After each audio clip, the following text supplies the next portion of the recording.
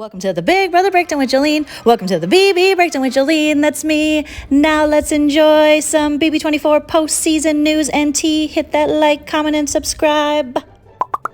Turner, was that bussin' or discussin'? I would have to say, definitely discussin'. Warning, warning, warning. If you are easily offended by people with strong opinions or comedy, you're not gonna like this video. So turn it off, go lay down, take a bath, eat some carbs. Do a little self-care, sweetie. But for those of you who can handle it, let's get started. The BB24 postseason has not died down because a lot of these fools are still at Todricks House. That's right, this guy, bottoms up, is still at Todricks House, and I'm calling it now. I see in the future a relationship with Todrick and Poochie. I don't know, I just feel it in my bones. I could be lying, I could be telling the truth, we don't know. But I'm wondering when Todrick's gonna say, get the hell out of my house. However, can we even call it Todrick's house, since according to multiple news outlets, he is behind on his rent. That's right, rent, which is strange because Todrick told the internet in a home tour vlog on his own YouTube channel that he bought this house, but apparently he's behind in rent and has been ordered to pay $102,000. Bitch, you better be joking. Therefore, my new theory is he's just Airbnb-ing this house out to these BB house guests, former house guests. He's gotta be making some kind of money off of it. Otherwise, he's just like, hell, they're gonna evict me anyways, party it up, because he's letting anyone in that damn house. Sometimes Twitter just gets it so right, and this is one of those times. But also, Todrick seems to be a fan of the problematic players in the game. I wonder why. He wrote this to Daniel Tiger, right on home, no one cares about you, on his social media. He's like, you're too kind. I have thoroughly enjoyed getting to know you. I learned a lot from being on that show, both about myself personally, but also about the industry and how that show specifically is crafted.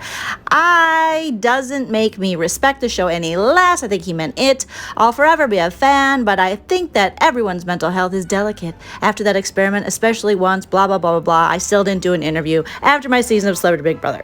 Speaking of mental health, this chick, who's allegedly on this season of Big Brother, won't stop talking about her mental health. Yes, that's right, Paloma Palomi. She keeps running around to all these little podcasts talking about her own mental health while not acknowledging her behavior and her treatment of Taylor. She has yet to reach out to Taylor and say anything, but she has made all the time in the world to do modeling, hang out with her girlfriends, and talk about her own mental health. And you're like so sleep deprived, like you say some out of pocket shit. And so I was this one girl who's I'll even talk about it right now, the winner of the show, right? And I was like calling her like a bitch and all this stuff because like there was a couple things that she said to me, like, we're not gonna get into things. It's a made-up tale. It's a total fabrication. It never happened. But nonetheless, like, she's not a bad person at all. Like, we got to know each other. But I was saying some like fucked up shit. I was like, oh, like, fuck this girl, like no one likes her, and like she won the show, you know what I mean? That's like, crazy. But you were in an agitated state. Of course. But my state of mind was not right, Yeah, and so 100%. fully disclose, like, and fully apologize for the things that I've said, because like It never happened. I mean, when you're a girl, like, and your hormones are off, and you're 2 hours of sleep, and like, anything will trigger you. I mean, at least for me. But like, live through humility. That's like my biggest thing. And like, did I humiliate myself on the show? Perhaps, probably. Oh God. Okay, great. Thank you. That's a big joke. But that's what we were talking about, okay? That's a joke. We have not, and while I hope that her relationship with her mental health is improving, I'm also severely disappointed that she has not taken the opportunity to apologize to me personally or publicly. Speaking of Taylor and Joseph have been busy still at Todrick's house and still doing a lot of press and publicity and interviews, and also taking the time to sit down and watch episodes from their season together. Joseph said that Taylor asked him to be there with her while she watched the episodes, and he was more than happy to be supportive. She asked that I be there for her and that we watch it together, and I want nothing more than to support this girl. Like, that's all I want. And in doing so, if a situation resonates with her so negatively, I will, I will act accordingly with her, because, that is her feelings, and she has every right to feel validated. She has every right to feel the way she feels, and she has every right to address it on how she wants to address it. And from what I know about her, I'm almost 100% sure it's going to be addressed in such a respectful and honorable manner. I can already tell from now how she's been dealing with the situation, that even when she's fully informative, I find that, and I believe that her response will be something that I can definitely respect and stand behind, and I will. Someone change the TV.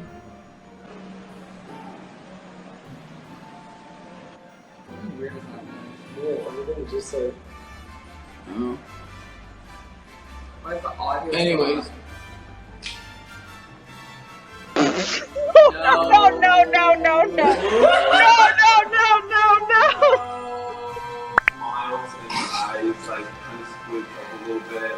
If you haven't already, I definitely recommend checking out Taylor's Instagram account, and you can see her and Joseph's lives that she posted to her main of them watching quite a few episodes of Big Brother and getting their reaction. This was their reaction to Kyle professing his love to Alyssa for that showmance nomance that they kept shoving down our damn throats. And now where are they?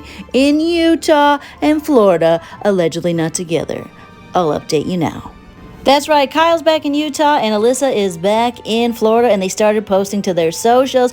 Kyle's out in the world just awkwardly and conveniently pointing out one person of color in particular that he says supports him, which obviously means he's not racist. He's also gotten a haircut and got picked up by his mommy, so he's doing a lot of self-work. Oh, and he's doing shirtless TikToks and hiking around without a shirt. And basically just posting a bunch of thirst traps on the internet. Because, you know, that's how you become a better person. That's how you learn. And that's how you use your social media when you said you're going to leave the house and grow. He's also on Cameo if you want to waste your money on that. And he's in on the 10-second joke. He even made a TikTok about it. That was last week. Let's move on. Chapter 2. Can we please do that? Where is Kyle? Dude, I don't fucking know. I do not care either. As for Alyssa, she's back in Siesta Key, Florida, enjoying that Florida life with her girlfriends, working out, and getting back to some normalcy. Hey everybody, I just wanted to come on here and say that I am back in Sarasota. I am home. I'm on my way to my favorite place, the gym, of course. I am stoked to be back in a routine. Sarasota is in a little bit of a rocky condition from Hurricane Ian. I know a lot of people were affected from it, so if you or somebody you know is affected, please reach out to me and I can find resources to help you.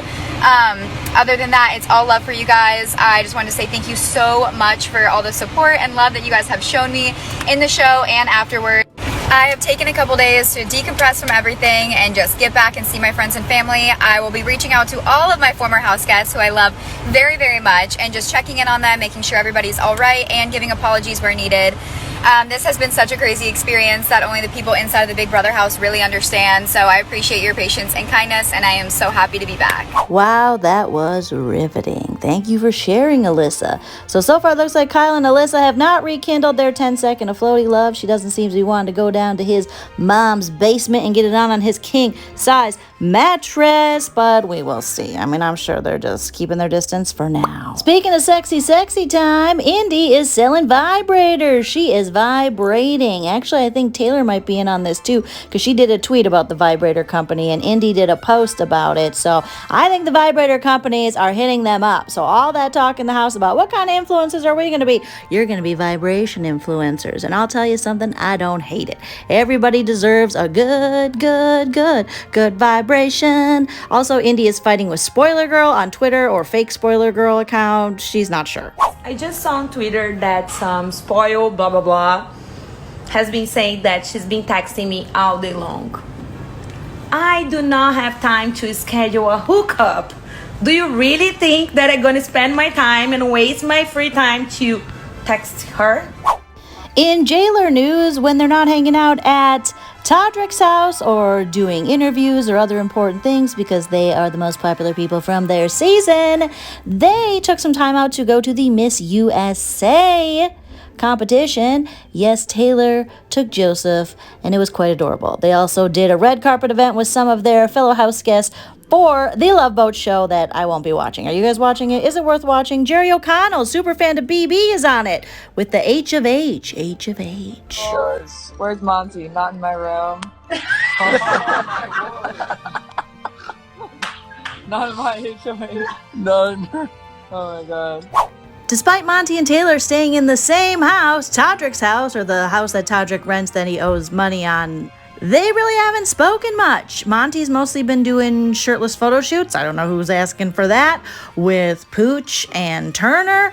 And then he's been acting like he doesn't know anything when he's doing interviews about his season. There was some controversy that came up recently when Tiffany from BB24 interviewed him, because a lot of people on Twitter felt like she gave him softballs. She went soft on him where she should have went hard on him. To which Tiffany said, I went hard on him in person, but the fans weren't having it. A lot of fans were hoping that Tiffany would ask Monty those hard-hitting questions we all want to know about his poor, bad, horrendous, gross treatment of Taylor, but she didn't do that. And her defense is, hey, I can do what I want. And she's right. However, the fans, I think, are going to have a certain opinion because Tiffany is very opinionated on Twitter, and we kind of look to her for her personality of that truth, of bringing us that.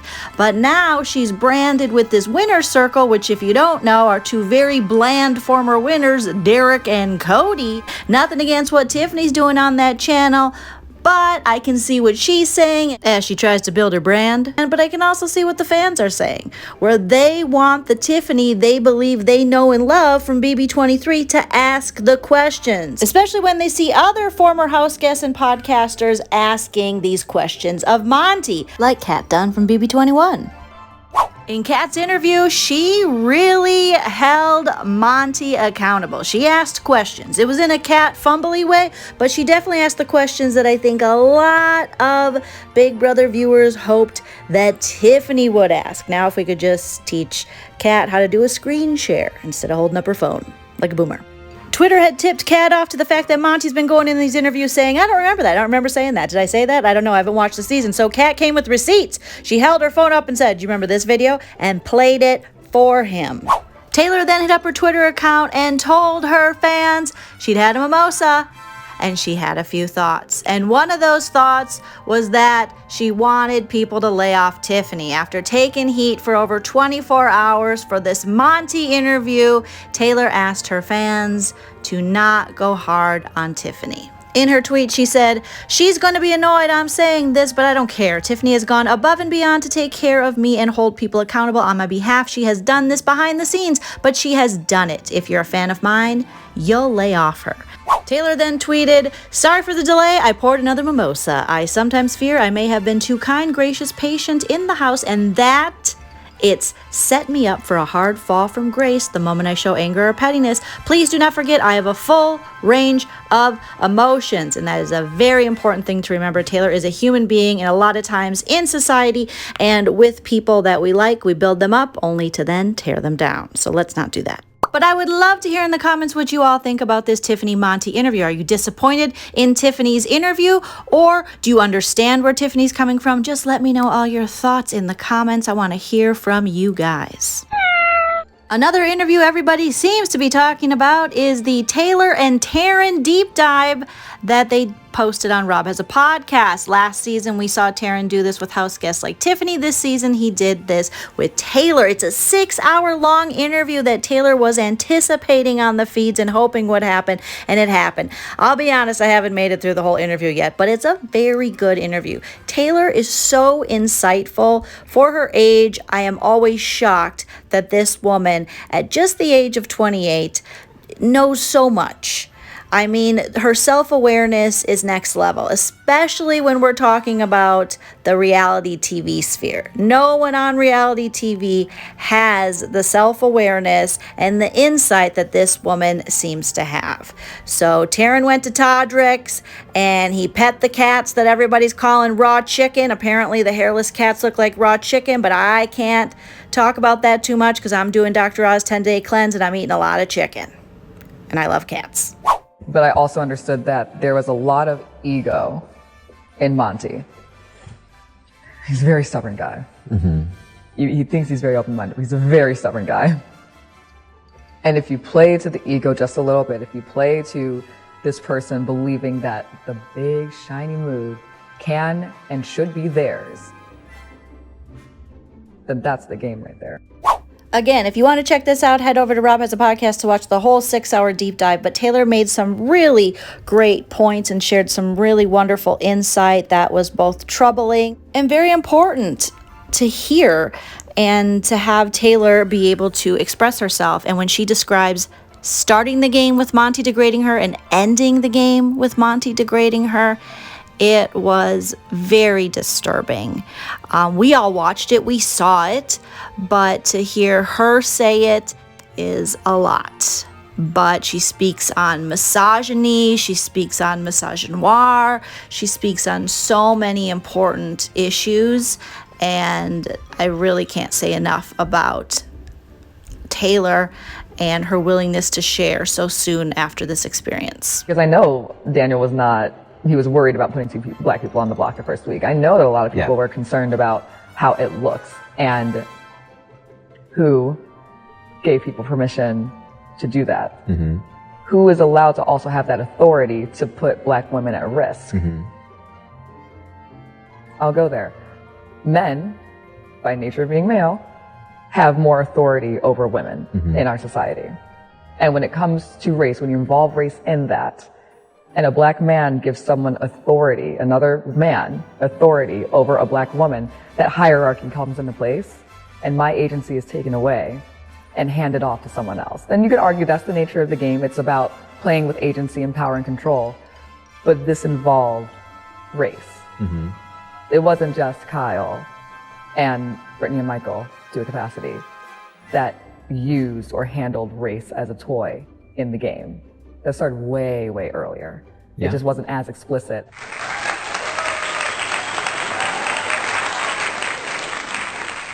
On a lighter note, Marcellus was on Watch What Happens Live tonight with Andy Cohen on Bravo TV, and he was asked what he thought of Taylor's win. And here's what Marcellus had to say. If Danielle hadn't done me in during season 3, there would have been 2 black people at the end, and there would have been a black winner season 3. But Danielle got rid of me because she thought I could beat her. See that? And then she ended up losing. Danielle. But it took 20 years for there to be a black female winner of Big Brother, and it is about time. And the right person won that season. Yes. So much going on post-season. A couple more things to tell you about. This is happening. Apparently they're doing some mental health talk, and Indy's going to go live with Paloma. People on Twitter have definitely criticized that, but Indy thinks she can help Paloma be a better person. So we'll see how that goes. Probably not well, bitch, in the words of Dorinda.